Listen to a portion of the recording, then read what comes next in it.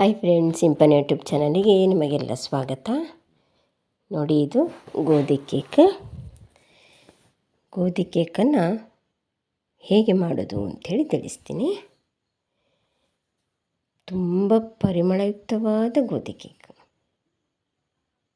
ತುಂಬ ಚೆನ್ನಾಗತ್ತೆ ಮತ್ತು ಸುಲಭದಲ್ಲಿ ಕೂಡ ಮಾಡ್ಬೋದು.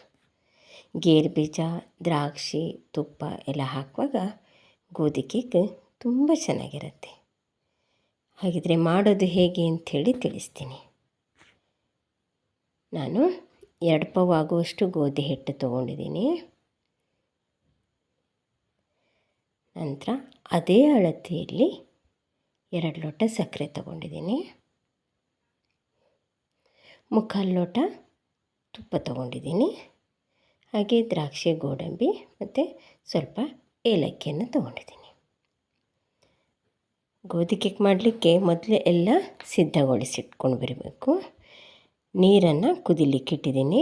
3 ಲೋಟ ಆಗುವಷ್ಟು ನೀರು ತೊಗೊಂಡಿದ್ದೀನಿ. ಹಾಗೆ ಗೋಧಿ ಹಿಟ್ಟನ್ನು ಬಾಣಲಿಗೆ ಹಾಕಿ ತುಪ್ಪ ಹಾಕಿ ಸಣ್ಣ ಉರಿಯಲ್ಲಿ ಹುರಿಯುವಂಥದ್ದು.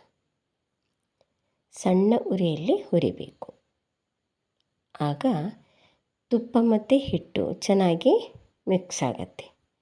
ನೋಡಿ, ಸಣ್ಣ ಉರಿಯಲ್ಲಿ ಹುರಿದಾಗಿದೆ. ಹಾಗೆ ಬಿಸಿ ಬಿಸಿ ಮಾಡಿಕೊಂಡಿರುವಂಥ ನೀರನ್ನು ಹುರ್ಕೊಂಡಿರುವಂಥ ಗೋಧಿ ಹಿಟ್ಟಿಗೆ ಹಾಕಿ ನಂತರ ಆವಾಗಲೇ ಸಕ್ಕರೆ ಹಾಕುವಂಥದ್ದು ಮತ್ತು ಗೋಡಂಬಿ ಮತ್ತು ದ್ರಾಕ್ಷಿಯನ್ನು ಆಗಲೇ ಹಾಕೋದು ಮತ್ತು ಏಲಕ್ಕಿ ಪುಡಿಯನ್ನು ಕೂಡ ಹಾಕುವಂಥದ್ದು. ನೀರು ಹಾಕುವಾಗ ಜಾಗ್ರತೆಯಲ್ಲಿ ಹಾಕಬೇಕು. ನೋಡಿ, ಗೋಧಿ ಕೇಕ್ ರೆಡಿಯಾಗಿದೆ. ಎಷ್ಟು ಚೆನ್ನಾಗಿ ಕಾಣ್ತಾ ಇದೆ. ಹಾಗೆ ರುಚಿ ಕೂಡ ತುಂಬ ಚೆನ್ನಾಗಿದೆ.